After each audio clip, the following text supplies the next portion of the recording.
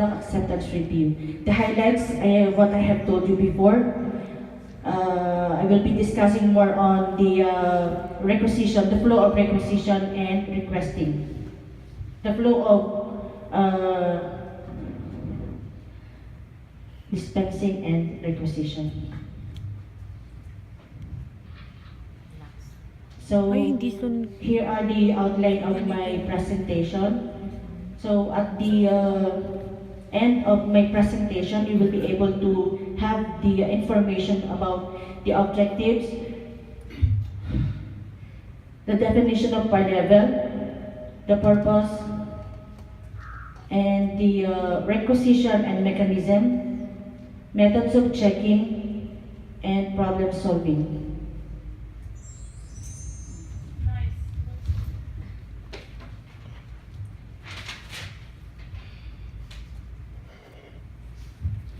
So here are the objectives of my presentation.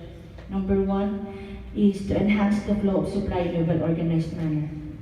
This is to lessen the burden of the nurses and those in charge of the dispensing for this checking and requesting, okay? And finding the stocks, and also for them to have time to take good care of their patients. Another one is to identify the needs of each unit in a proper timetable. That's why we have this weekly inventory for each unit conducted by the head nurses and those in charge for the requisition. Another one is determine the need to make changes to manufacturing processes.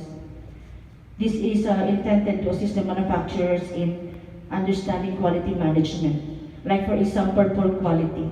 So in here, our head of department will directly communicate to the manufacturers for the quality improvement. The last one is identify process improvements. This is like making things better, meaning improving upon existing. For instance, creating a simplified diagram or structure to make things effective. So I will be showing you later the diagram that I made, so as for me to easy access for this process.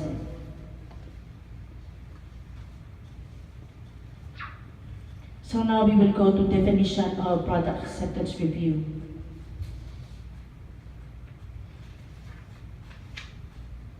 I will not ask question, okay? Because I really don't want everybody to. Anyway, par level. Par level are set of an item, also known as the amount that should be available at any time for a certain area, or for a certain item. When an item falls below par, it is called replenished. It sounds simple in principle, but to bring an item to par involves cycle counting or physical inventory. Another meaning, the minimum quantity of an item stocked, which will be automatically recorded, should the level fall below a present level.